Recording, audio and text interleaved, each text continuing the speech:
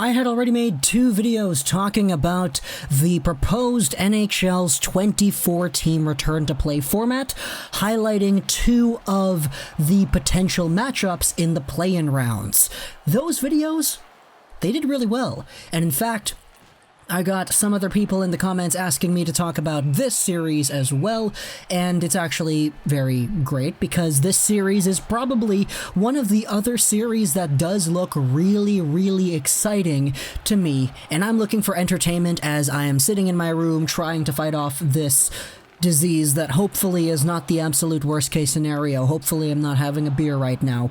But let's talk today about the Edmonton OILERS and their potential play-in matchup that looks like it would be against the Chicago Blackhawks. Now, before we get into any discussion about this actual series, this is probably one of the more controversial ones in general. Mostly because the Chicago Blackhawks are a team that many people would say don't really deserve to have a shot to fight for the Stanley Cup this past season. The Blackhawks were literally last in the Central.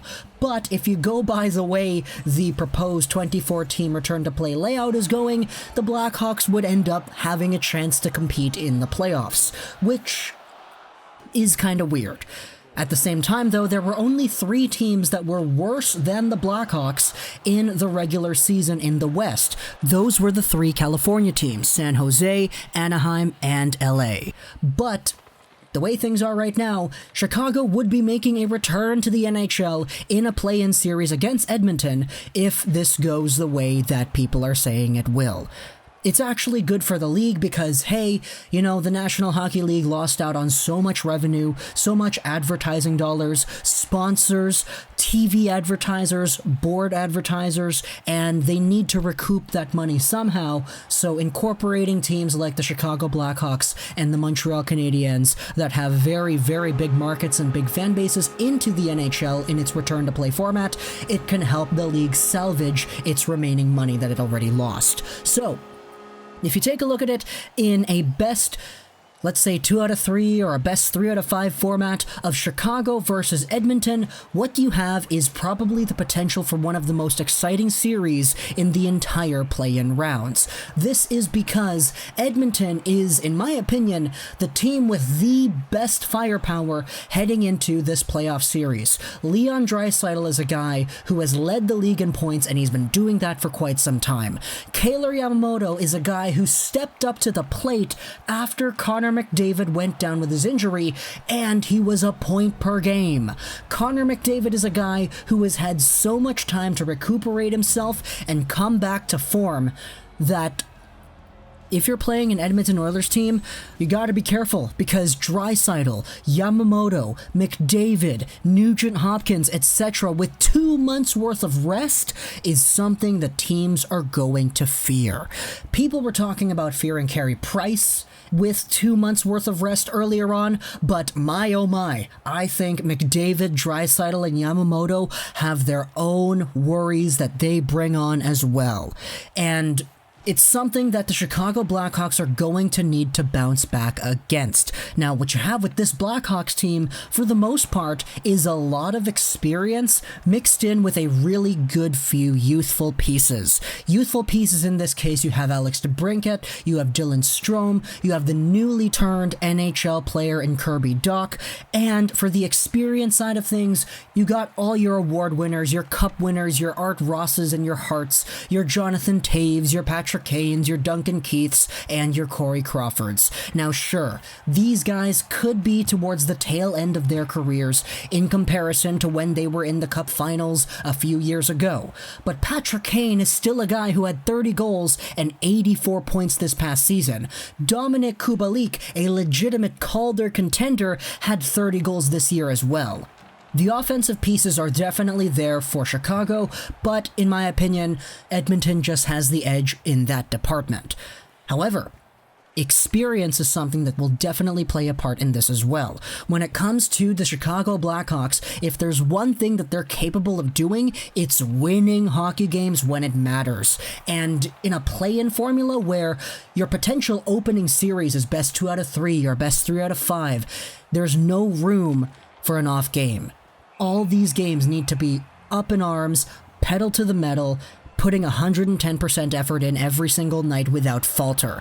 And if there's a team that I think has the capabilities of doing that more likely than the other team, it would definitely be the Chicago Blackhawks here. That's not to knock against Edmonton, but Edmonton is a young team that has limited playoff experience and that hasn't really seen the stakes be as high as a play-in round like this could be. Chicago, though, they know what it means to win, they know what it's like to win, and they know how to win. So, when it comes to the way this series matches up, ultimately to me, it's also a battle of goaltending as much as it is a battle of scoring. Because Corey Crawford is a guy who many people are speculating could go to free agency. There's a real threat that says that Corey Crawford isn't going to be a Blackhawk next season. But this past season, Corey Crawford split the load with Robin Lehner, and he honestly had a better statistical profile than Lehner in some categories. Now, it's actually kind of a problem here because Robin Lehner, who was a Vezina caliber goalie last year, was traded away, and they don't have him anymore. Malcolm Subban is the guy coming back, and to be honest, Subban, although he does have a bright future ahead of him, he is no Robin Lehner.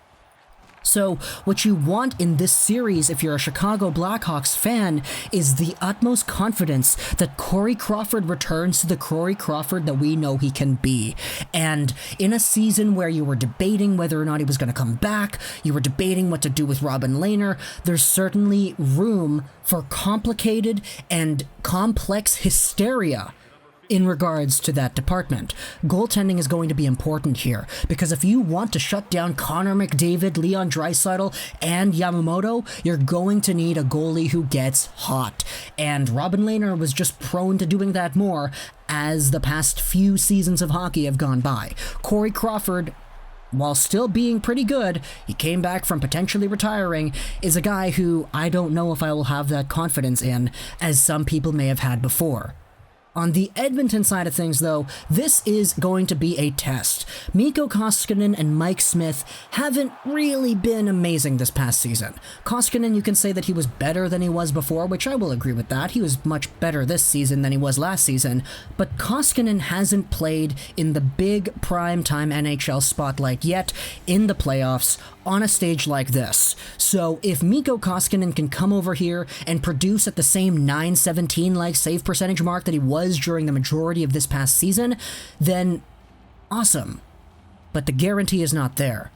Mikko Koskinen going up against a full play-in series against Patrick Kane, Dominik Kubalik, Alex DeBrincat, Jonathan Toews, and Dylan Strome is something that he has never faced off against before. So this is as important on the Edmonton side of goaltending as it is on Chicago.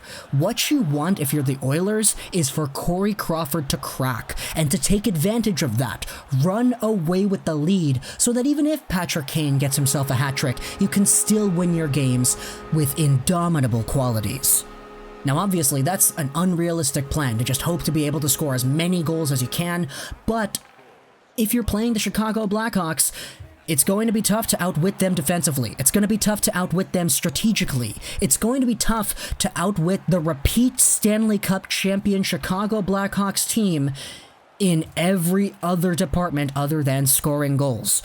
This Edmonton team can score goals, but there are other things that this Chicago team can just do a little bit better, and experience plays a very big part in that. I would be very surprised if we averaged 2 or 3 goals every game in this series. I would honestly expect to average upwards of 6 to 7 to 8 goals every single game. And this is just my hot take over here, but I wouldn't be surprised if, after the play-in rounds conclude, the leader of the entire NHL in points comes out of this series. Whether it's Connor McDavid or Patrick Kane or Leon Draisaitl or whatever, we are going to have goals, and we're going to have a lot of goals to cheer for. So, comment down below what you think about this playoff series between the Edmonton Oilers and the Chicago Blackhawks. Who wins? Who loses? And does the length of this series change that output? In my opinion, it does. The longer this goes, the longer Chicago has a chance to come away with the victory.